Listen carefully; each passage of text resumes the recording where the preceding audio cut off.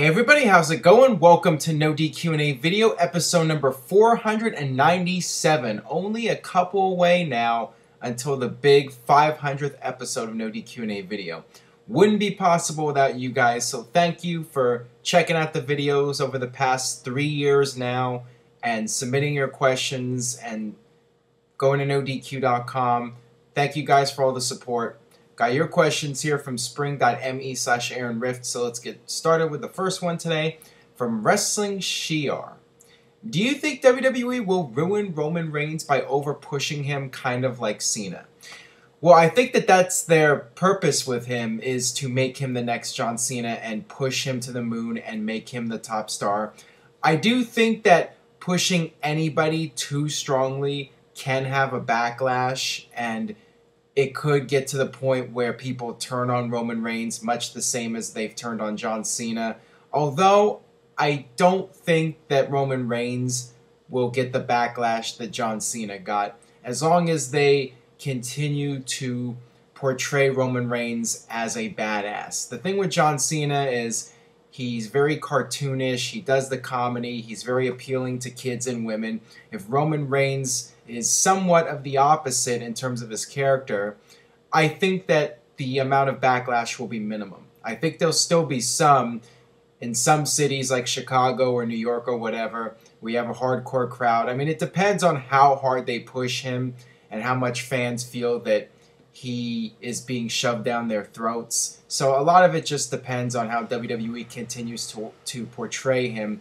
But my guess is if they have any say in it, he will be the next John Cena in terms of being the face of the company and the clear #1 guy who does all the media, does all the Make-A-Wish Foundation stuff. So we'll see what happens with Roman Reigns. And I got another question here about him from Joey Jojo. Do you think WWE will screw up Roman Reigns by pushing him too quickly due to the Daniel Bryan injury? This is a good question because originally it was believed that Roman Reigns would win the Royal Rumble and then go on to WrestleMania, and that would be the start of his reign at the top in WWE. Now, with Daniel Bryan's injury, that has changed things a little bit, and it seems like WWE has been speeding up the Roman Reigns push and trying to get him at that top level now instead of slowly building it up. Although I still think that WWE knows that their eventual plan is for him to win at WrestleMania and win the title. And, it was being rumored that at SummerSlam it would be Roman Reigns against Triple H, but now it's being speculated that it'll be Roman Reigns versus Randy Orton, which shows me that WWE is not going too fast with him. Let him feud with Randy Orton for a couple months, and then at the end of the year, he can feud with Triple H, and then that will lead up to the Royal Rumble and WrestleMania. So I think that in the long run, they will not screw this up, and they're really banking on him. So you definitely don't want to push him too fast, and I was glad that he didn't win Money in the Bank because I think that would have been too soon, as I've mentioned in other videos. All right, this next question comes from WWF 504. Hey Aaron, please answer in video. Do you think WWE is oversaturating their product? Between Raw, SmackDown, Main Event, NXT, the network, and everything else, it's almost 24 hours WWE. It doesn't make you want to watch as bad as before when it was just Raw and SmackDown only.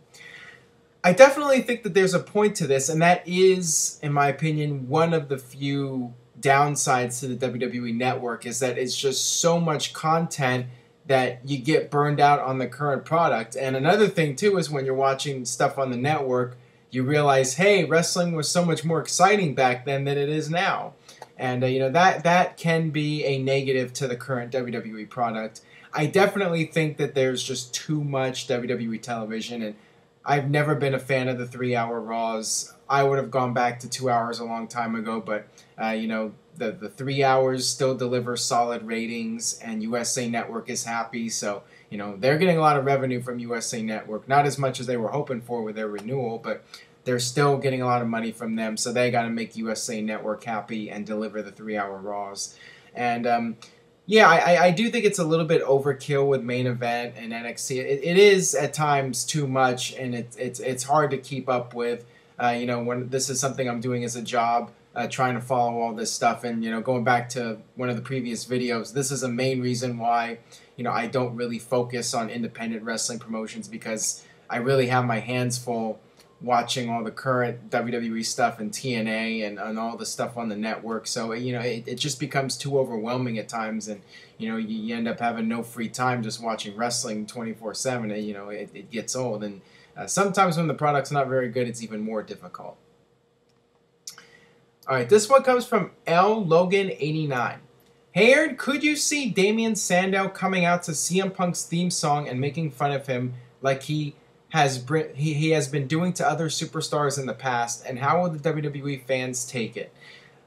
To quote myself from previous videos, I think it's highly unlikely in all likelihood. I think that WWE is going to avoid mentioning CM Punk at all costs when they can help it. The fact that they had the Payback pay-per-view in Chicago, and you didn't even have Wade Barrett come out and do the bad news about CM Punk. I mean, that tells me right there that, they just don't want to bother mentioning him when it's not absolutely necessary. I think Stephanie mentioned it a few weeks ago when the CM Punk chants were just so loud and overwhelming that she really had to say something and acknowledge it. But in general, I think that they're just, even as a joke, they're not going to mention him. There's really no point unless he's coming back. All right, this one comes from Batman6934. Would you like to see Carlito and John Morrison return sometime? And do you think that there's a possibility of it? Well, it's been a while since I've been asked about John Morrison, and I think it's the same as usual with him. The door is open for him to come back in WWE, and I think that if he wants to come back bad enough and there's a spot on the roster for him, I could definitely see them working something out and him coming back. Carlito, on the other hand, I think after the Hall of Fame ceremony and the comments that he made, I think that the chances of him coming back are much less than John Morrison. That's just my gut feeling on it.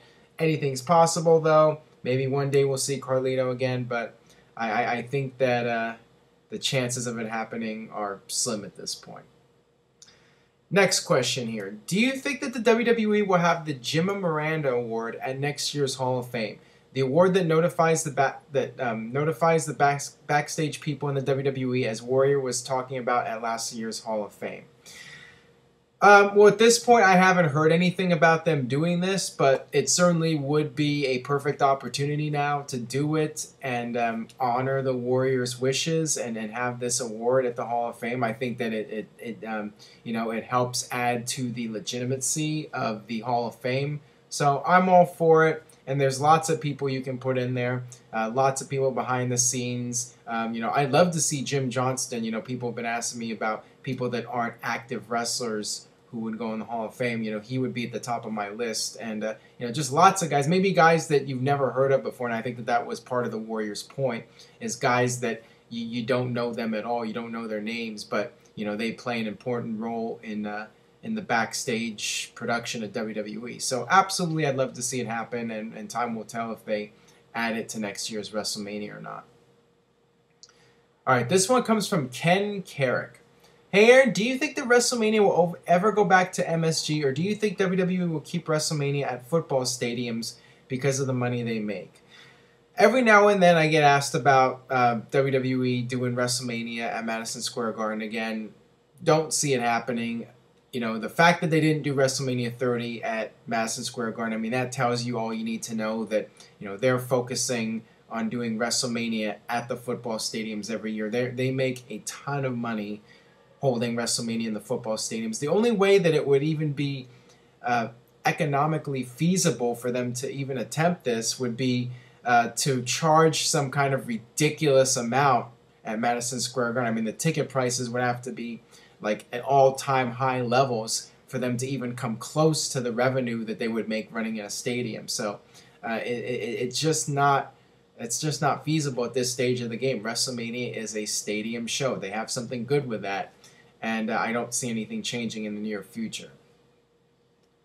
All right, final question today from Kayfabe Candy S. Hey Aaron, this question is brought to you by Nintendo. Nintendo, now we're playing with power. What's your favorite WWF and WCW video game from the 80s and 90s? Well, I'm gonna go back earlier because obviously, I've talked about before No Mercy and WCW NWO Revenge and WrestleMania 2000, those series of games in the late '90s. I'll go back before that. I think my favorite wrestling game, would have to be the WWF Raw game from, I think it was '94 that it came out. It was on Super Nintendo as well as Sega Genesis, and I think I actually played both versions of it. I just really enjoyed that game, and it was a lot of fun and lots of cool glitches. Like if somebody's being choked, you hit him with a steel chair, and then the guy will still be choked with nobody choking him. Look it up on YouTube. But yeah, there was some funny glitches in that game, and you knock down the referee so many times, and he just says screw it and he leaves. So yeah, I thought that was a very entertaining game, and I actually liked. I don't remember the name of the game, but it came out around '95. It was a WWF game, more like an arcade game, where the wrestlers had over the top moves and it was very cartoonish. Like Doink would shock people, and Lex's arm turned into an anvil or something like that. I forgot the name of the game. It might have just been WrestleMania the arcade game or something, but that was a fun game as well, just because it was something different from your normal wrestling game, and it was more like your over the top Mortal Kombat or Street Fighter type action game. Alright, so that'll do it for this edition of No DQ&A video. Thanks as always for watching. If you enjoyed today's video, please share it on Facebook and Twitter. And hopefully you guys see the end of this video here, because the last one cut off for some unknown reason. So I don't know I didn't really have much to say anyways. But thank you guys for watching No DQ&A video, and I'll see you next time.